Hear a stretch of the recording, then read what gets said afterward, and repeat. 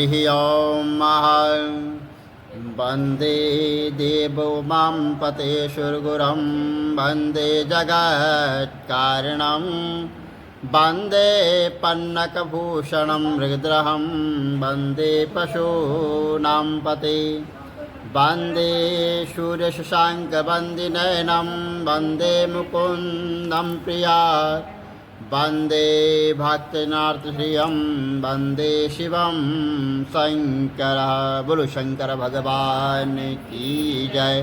वैशाख महतम की जय।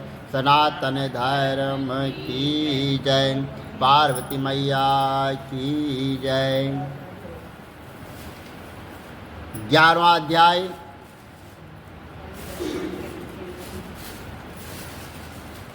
राजा मैथिली ने पूछा कि जब जो है कामदेव भस्म हो गया तो फिर उसकी उत्पत्ति कैसे हुई। और श्रुतदेव कहने लगे कि यह कथा स्वामी कार्तिकेय के जन्म की है, जो यश और पुण्य को देने वाली है। जब महादेव जी ने कामदेव को जला दिया तो उसकी स्त्री रति अपने पति को भस्म हुआ देखकर शोक से मूर्छित हो गई। और जब 2 घड़ी के पश्चात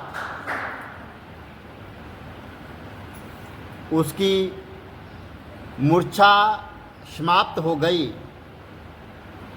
तो वह अत्यंत विलाप करने लग गई,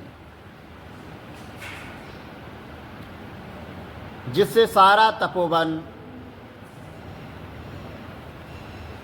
दुखमय हो गया। अब रति ने चिता में जलकर शरीर त्याग देने का विचार किया और पति के मित्र बसंत को पति की अंतिम क्रिया करने को बुलाया।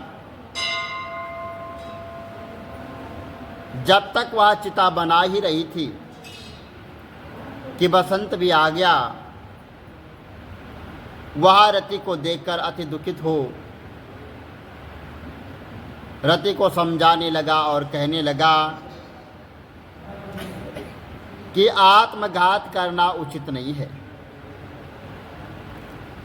जब बसंत ने उसके शरीर त्यागने का विचार दृढ़ देखा तो नदी के किनारे पर चिता बनाई गई और रति गंगा में स्नान कर सब इंद्रियों को रोककर और मन को आत्मा में लीन करके चिता पर चढ़ने को तैयार हुई तो उसी समय आकाशवाणी हुई कि हे पति प्रेमा, तुम चिता में प्रवेश मत करो। तुम्हारा पति महादेव जी और कृष्ण भगवान से उत्पन्न होगा। इस प्रकार कर्म से 2 जन्म होंगे। तब दूसरे जन्म में भगवान श्री कृष्ण से रुक्मिणी के गर्भ से प्रद्युम्न रूप में उत्पन्न होगा तो ब्रह्मा के श्राप से शंबर नामक राक्षस के घर में निवास करेगी। वहीं तेरा पति प्रद्युम्न तुमको प्राप्त होगा। इतना कहकर आकाशवाणी समाप्त हो गई। और जब रति ने आकाशवाणी सुनी तो उसने चिता में प्रवेश नहीं किया। जिनके कार्य की सिद्धि के लिए भगवान शंकर ने कामदेव को भस्म कर दिया था, उन सब देवताओं ने बृहस्पति, इंद्र और अग्नि को आगे करके रति को वरदान दिया कि अब से तेरा पति अनंग कहलाएगा और अंग वाले की तरह मरा हुआ भी दिखाई देगा। और फिर कहने लगे कि पूर्व काल में तेरा पति सुंदर नाम का राजा था, उस जन्म में भी तुम इसकी पत्नी थी, परंतु जस कर कारणी होने के कारण तुम्हारी यह दशा हुई है। अब वैशाख मास में मंदाकिनी नामक नदी में स्नान करके मधुसूदन भगवान का पूजन तथा उनकी दिव्य कथा सुनने से तुम्हारा पति अवश्य तुमको मिल जाएगा। रति को इस प्रकार वरदान देकर सब देवता अपने अपने स्थान को चले गए और रति ने भी क्लेश से निवृत्त होकर मेघ की संक्रांति में गंगा स्नान कर पवित्र से अक्षुण स्नान और शयन व्रत किया। इस व्रत के करने से उसी समय कामदेव दिखाई दिए। उसने वैशाख मास में कर्तव्य धर्म नहीं किया था, इस कारण परमात्मा का पुत्र होने पर भी अंगहीन हुआ। और सुखदेव कहने लगे कि जब महादेव पार्वती जी के सम्मुख खड़े हुए अंतर्ध्यान हो गए तो पार्वती जी खड़ी रह गई और सोचने लगी कि अब क्या किया जाए। तब उसके पिता हिमालय उन्हें अपने घर ले गए, परंतु पार्वती श्री भगवान शंकर के गुणों पर इतनी मुग्ध हो गई कि उसने अपने मन में ही ठान लिया कि भगवान शंकर ही मेरे पति होंगे। और वह अपने माता पिता के समझाने पर भी कुछ विचार कर भगवान शंकर की मूर्ति को अपने मन में धारण करके गंगा तट पर जाकर घोर तप करने लग गई। भोजन आदि छोड़कर तप करने लग गई और तप करते करते बड़ी जटाएं और सिर पर हो गई। इस प्रकार 1000 वर्ष तक भगवान शंकर की आराधना करती रही।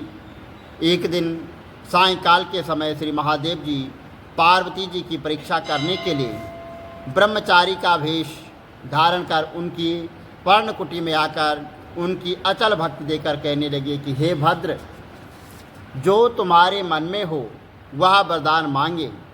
तब पार्वती जी कहने लगे कि मैं यही वरदान चाहती हूँ कि आप मेरे पति हो। तथास्तु कहकर भगवान शंकर ने सप्त ऋषियों को बुलाया और उपस्थित होने पर उन्हें आज्ञा दी कि तुम हिमालय के पास जाकर विवाह का प्रस्ताव रखो।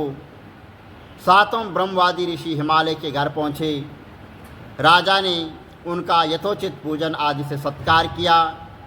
ऋषियों ने कहा कि हे राजा, हे हिमालय, तेरी कन्या पार्वती पहले दक्ष की कन्या सती थी, जिसने अपने पति के यज्ञ कुंड में और अपने पिता के यज्ञ कुंड में गिरकर अपने प्राण त्याग दिए थे। और इनका पानी ग्रहण करने योग्य सिवा और भगवान शंकर के और कोई नहीं है, इसलिए तुम अपनी कन्या का विवाह भगवान शंकर के साथ कर दो। तब हिमालय ने कहा कि मेरी कन्या तो छाल के वस्त्र पहनकर गंगा तट पर भगवान शंकर के साथ विवाह करने के लिए घोर तप कर रही है, सो उनकी मनोकामना पूर्ण हुई।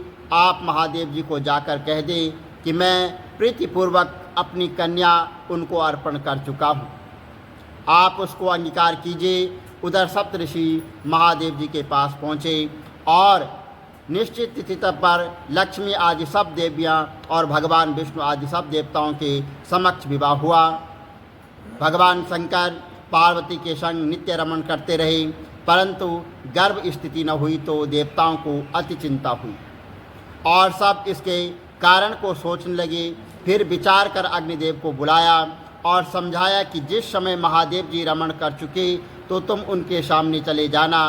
पार्वती तुमको देखकर लज्जा के मारे वहाँ से हट जाएगी और तुम भगवान शंकर को अपनी बातों में लगा लेना और शिष्य समान बहुत सी प्रश्न करना तथा समय लग जाने पर पार्वती जी के गर्भ की स्थिति हो जाएगी। अग्निदेव ऐसा ही किया और रमण के समय वहाँ पर पहुँचे, पर पार्वती वस्त्रहीन होने के कारण लज्जा के मारे रमण छोड़ एक तरफ हो गई। भगवान शंकर महाराज को ऐसे समय में अग्निदेव का आना बहुत बुरा लगा और उन्होंने शाप दिया कि मेरा वीर तुम्हारे उदार में प्रवेश करे। तब वह अग्नि से उस वीर को अपने उदार में ग्रहण कर लिया और 10 महीने बीत जाने पर उस तेज वीर को गंगा जी में डाल दिया गया। गंगा जी भी उसको सहन न कर सकी और उसको सरकंडों में फेंक दिया गया और वहाँ पर उसके 6 भाग हो गए। तब ब्राह्मणों ने 6 कन्याओं को भेजा। उन्होंने उन 6 भागों को जोड़ा जिससे 6 मुख और 1 अंग ऐसी आकृति वाला बालक बन गया और वह बहुत दिनों तक उन सरकंडों में ही पड़ा रहा। एक दिन श्री महादेव जी और पार्वती जी बैल पर चढ़े जा रहे थे कि सहसा पार्वती की स्तनों से दुधक की धारा बहने लगी। तब पार्वती जी ने श्री महादेव जी से इसका कारण पूछा तो श्री महादेव जी बोले कि हे देवी, मैं इसका कारण कहता हूँ। देखो, यहाँ पास में ही तुम्हारा पुत्र पड़ा हुआ है। और फिर श्री महादेव जी ने पिछली सारी कथा माता पार्वती को सुनाई और कहा कि उसी को देखकर तुम्हारे स्तनों से ही दूध आ गया है, क्योंकि वह तुम्हारा ही पुत्र है। महादेव जी की यह बात सुनकर पार्वती जी ने उस बालक को उठा लिया तथा अपनी गोदी में बिठाकर उसको अपने स्तनों का दूध पान करवाया। इस प्रकार पार्वती जी पुत्र स्नेह में मुग्ध होकर उसको कैलाश में ले गई और उसका पालन पोषण करने लगी। सुरदेव कहने लगे कि राजन, यह कुमार के जन्म की कथा मैंने तुमसे कही है। बोलो विष्णु भगवान की जय, वैशाख महात्म की जय, शंकर भगवान की जय। श्री कमल नेत्र कटी पीतम्बर, मुकुट कुंडल कर लुट किया सांवरे राधे वरम। त्रिकूल यमुना धेनु आगे, सकल गोपियन के मन हरम। पीत वस्त्र गरुड़ वाहन, चरण शुक नित सागरम। करत केल कलोल निस्तिन, कुंज भवन उजागरम। अजर अमर अडोल निश्चल, पुरुषोत्तम अपरापरम। दीननाथ दयाल गिरधर, कंस हीना कुशहनम। गल फूल मान विशाल लोचन, अधिक सुंदर केशवम। वंशीधर वसुदेव चाय, वाल चल हरि वामनम। जल डूबते गजराक लीनो, लंका चेजो रावणम। सप्तदीप नवकंड 14 भवन कीनो इक पदम।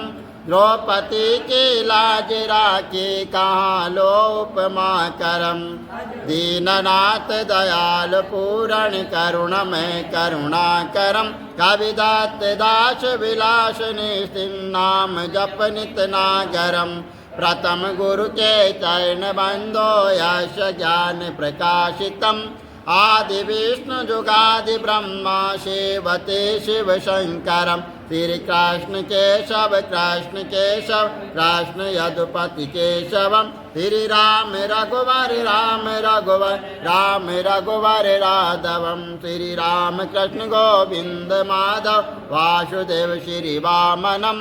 मत कतवाराह नरसिंह पाय, रघुपति पावनम। मथुरा में केशव ब्राजे, गोकुल बाल मुकुंद जी। श्री वृंदावन में मदन मोहन, गोपीनाथ गोविंद जी। धन्य मथुरा धन्य गोकुल, जहाँ श्रीपति अवतारे। धन्य यमुना नीर निर्मल, ग्वाल बाल सकावर। नवनीत नागर, शिव विचार मन मोहितम। कालादि तट करत्र क्रीड़ा, बाल अद्भुत सुंदरम। ग्वाल बाल सब सख विराजे, संग राधे भामिनी। वंशी वट तट निकट, यमुना मूल किटेर सुहावनी। भज राधे विष रघुवंश, उत्तम परम राजकुमार जी। सीता के पति भक्तन के गति, जगत प्राण आधार जी। जनक राजा पनक राके, धनुष बाण चढ़ावहीं। सती सीता नाम जाके, श्री रामचंद्र प्रणामहि। जन्म मथुरा केल, गोकुल नंद के हृदय नंदनम। बाल लील पतित पावन, देव की वसुदेवकम। श्री कृष्ण कलिमल हरण जाके, जो भजे हरि चरण को। भक्ति अपनी देव माधव, भव सागर के तरण को। जगय ना जगदीश स्वामी, श्री बद्रीनाथ विशंबरम। द्वारिका के नाथ, श्रीपति केशवम प्रणावयम। श्री कृष्ण अष्टपद पढ़त निस्तिन विष्णु लोक सगच्छतम श्री गुरु रामानंद अवतार स्वामी कविदत्त दास समाप्तवम श्री कमल नेत्र समाप्तवम विष्णु भगवान की जय शंकर भगवान की जय वैशाख महात्म की जय